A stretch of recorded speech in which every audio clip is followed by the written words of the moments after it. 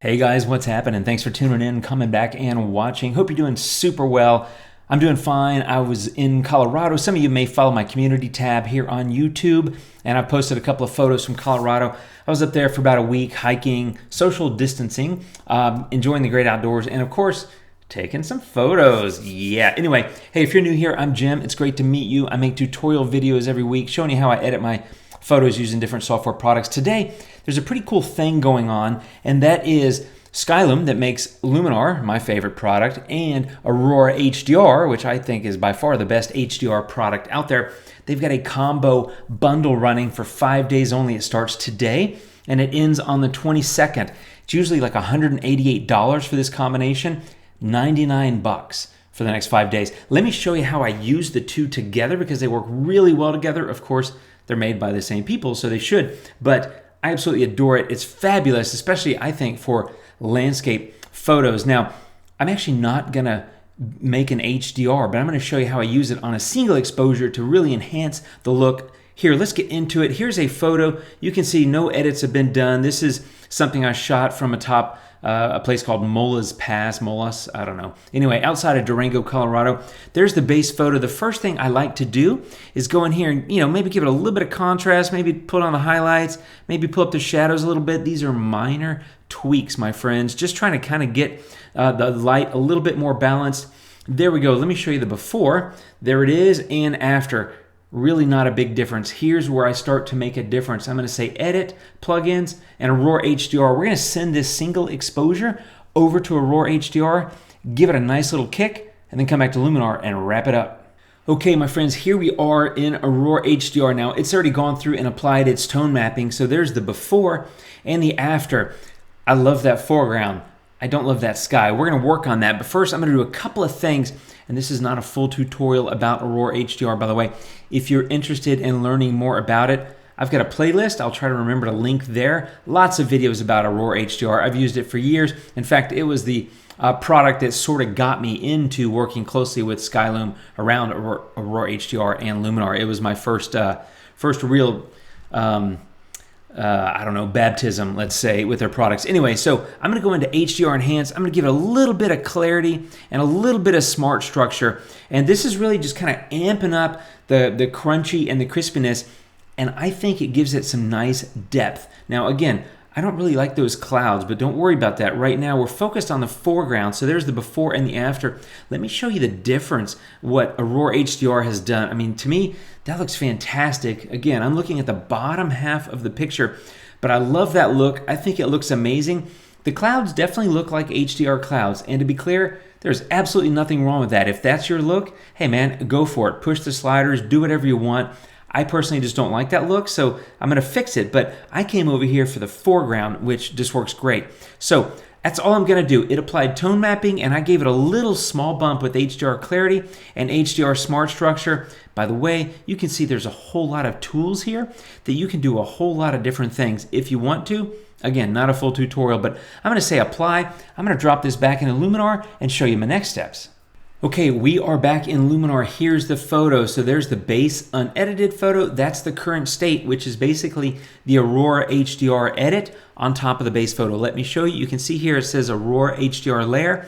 If I click on the layers panel, you can see there's an Aurora HDR layer, and then there's my base layer. Remember, on the base layer, I did a couple of minor tweaks in the light tool and some AI accent. If I turn this off, that's what it looked like with just my base layer edits, right? And there's the unedited photo. So minor edits, and then Aurora HDR really kicked it up.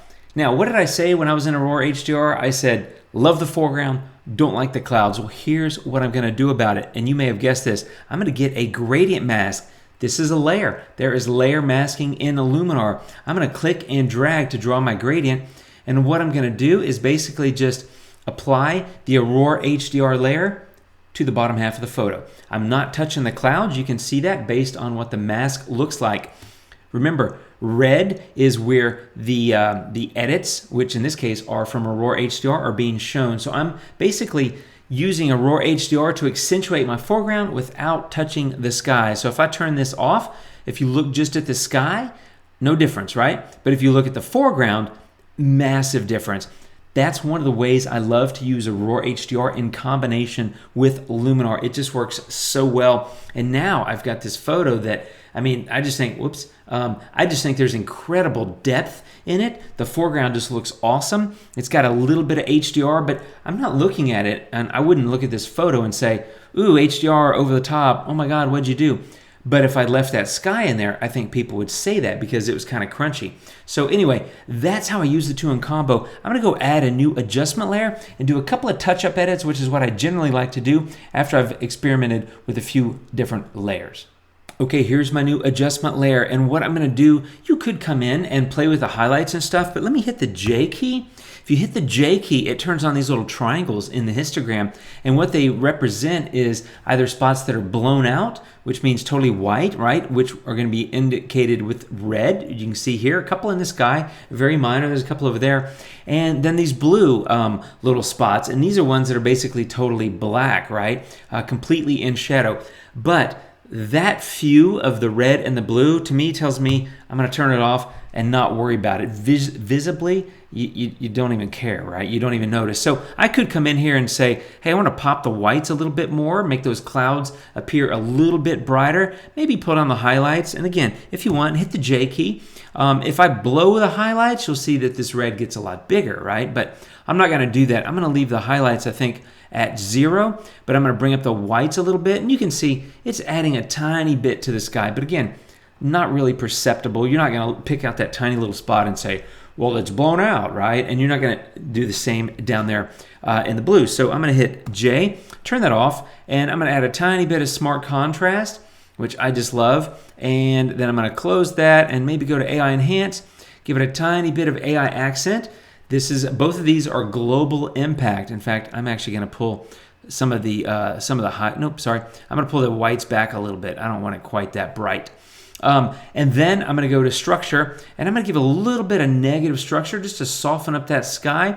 And once again, get a gradient mask, and I'm just going to drop that down onto the sky. So something, I'm going to move that up. That's too low. Something about like that. And if you want to look at the mask, there it is, the pink stuff, the pink area, red, whatever the color that is where my edit is applying for AI structure. So what I did is just soften up the sky a little bit. And that's really my full edit. That's what I would do to this photo. There's before and after, and if you do a sliding window, you can see the powerful combination of Aurora HDR for the foreground with that masking trick back in Luminar, plus adding that with any touch-up and previous edits in Luminar really gives me something that I'm proud to call a beautiful photo. I love that look. I expect visually that foreground to be a little crisp and a little detailed, and that Aurora HDR punch that it got is perfect. So that, and then the beautiful soft sky. That's my edit, my friends. Just wanted to show you how I use them in combination and let you know about the special offer that's running for the next 5 days where you can get the 2 products for 99 bucks. Hit the link down below if you have any questions, and check it out. And if you have questions, by all means, leave me a comment. I'll do what I can to help you out. Thank you much. I'm home. I'm recording videos. I haven't recorded in like 2 weeks because I've been gone and getting ready for the trip and all that. So I'm back in front of the camera making videos. I love sitting here with you guys. I appreciate you watching. I'll see you really soon, my friends. Have a great day. Take care, and adios.